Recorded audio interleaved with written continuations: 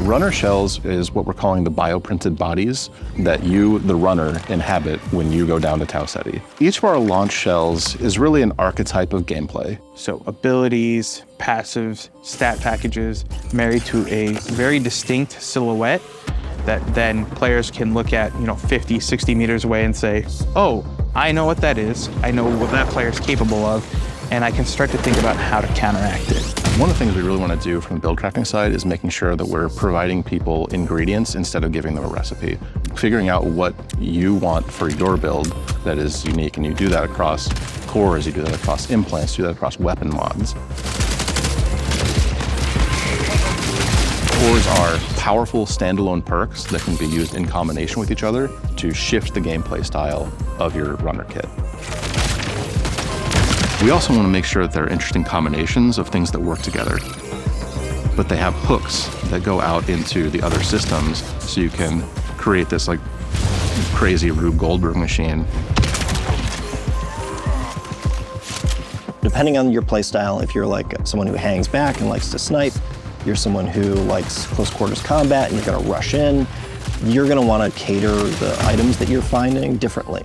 The idea there is like, have a broad spectrum that everyone can kind of find a little bit of a home to, and then we're going to build on top of that.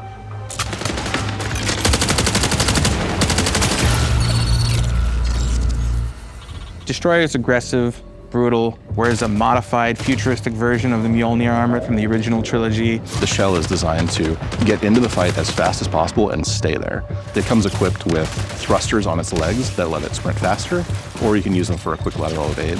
A riot barricade so that they can generate presence and they can generate almost like aggro for their team. Its prime ability is Search and Destroy, which activates shoulder-mounted missile pods that fire heat-seeking missiles.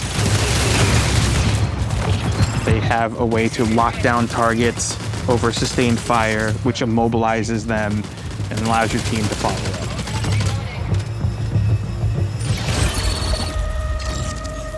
Our Assassin Shell is built for players who like to play slow and quiet. It's very much a classic, backline infiltrator. It has a dive ability that can be used to negate fall damage from any height. Their tactical ability is invisibility. You pull this shroud of invis over yourself. You can sprint during it, you can mantle during it, but the faster you move, the more visible you're gonna become, and if you take any actions, heal, shoot, get shot, you'll reveal yourself for a short duration. Their prime ability sends out this disc. It creates this plumes of smoke that you can enter into, and then when combined with their passive shroud, they go invisible when they enter smoke.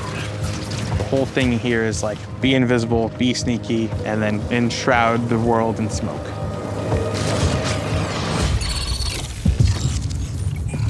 Originally, Recon was called internally Fun Police. That really is the core kind of fantasy. It's about hunting people down, it's about playing detective. If you want to find all the assassin shells on the map, Recon is the shell you want to use. It comes with a tracker drone that you can toss out a little spider friend that crawls along the ground and will track towards enemies and explode.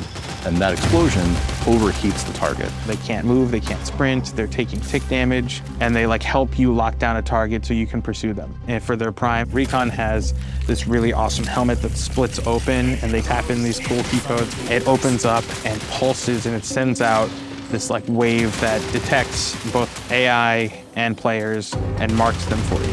And when you break the shield of somebody as a Recon shell, they leave holographic footprints behind, so even if they run away, you can follow that trail and they'll lead right to them.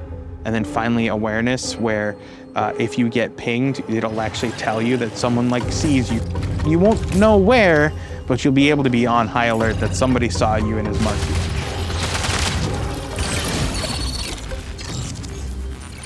Vandal is our shell that is, just by its very nature, more agile than our other shells. It has microjets that let it do a double jump. It has a power slide that goes much further than our normal sprint slide. Their prime overloads their movement system so they can commit and chain all those actions together. They're about getting in and out, causing chaos.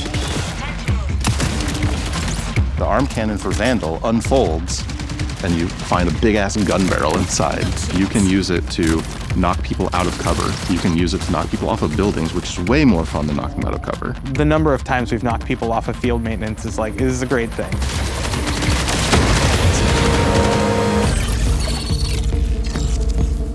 Marathon is a game that is all about finding the best stuff on the map, so we felt like we needed to have a shell that was sort of built for the loot goblin fantasy. That is Thief to a T. Thief's trade ability is X-ray visor, where you flip down your visor, you can see containers through walls, you can see enemies that are within line of sight.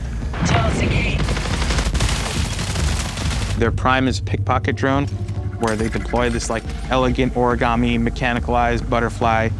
It has like a mechanical whip that it can send out and that knocks loot out of both players and AI, and then it can suck that loot back up with the same whip. Or you can use it for recon. You can fly around, you can ping, those pings are shared to your squad. The Thief Shell also has a built-in grappling device that is embedded right in the forearm. You shoot out a dart. Mid-flight, it unfolds into this propeller that pulls you along and you can swing away to safety. The recharge rate for their grapple and their base handling and stats will go up as you fill the backpack. So the idea is to become a loot goblin, right? Steal as much as you can and get out.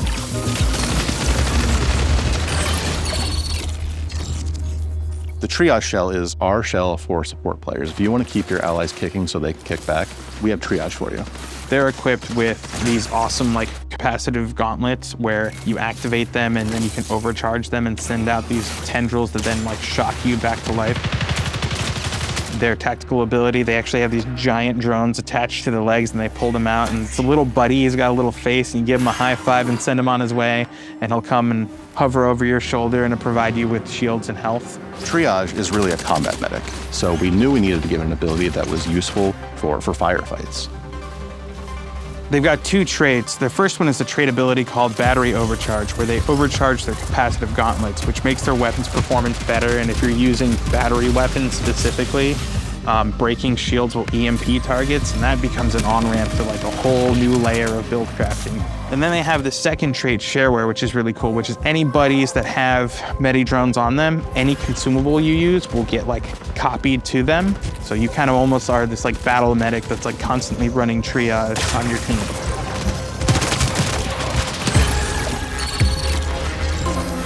Sometimes you just want to take a breather after a bunch of runs and just kind of go on a run to just see what happens. And Rook is really fun for that. Picking Rook automatically opts you into queuing in solo.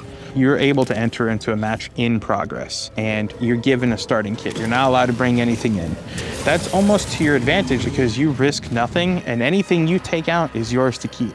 Instead of focusing on like progression and questing and things of that sort, it's a mode where we make it easy for you to just kind of drop into a match that's in progress and run about and try to scavenge as much as possible and get out with it so that you can populate your vault a little bit more for future runs.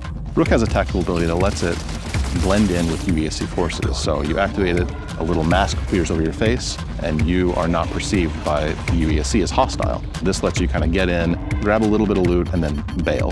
One of the things that I've really enjoyed about Rook is the added tension. Midway through a session, even though you've known like a few crews got taken out, or maybe you've taken out crews yourself, you don't know how many new players get injected through Rook. Ultimately, Rook is a morality test, so you have a couple of options when you see a Rook. Either you're a decent person and you drop them a piece of loot and let them be on their merry way, or you are a monster and you blast them in the face. And I'm not going to say which one I am. I blast a lot of Rooks.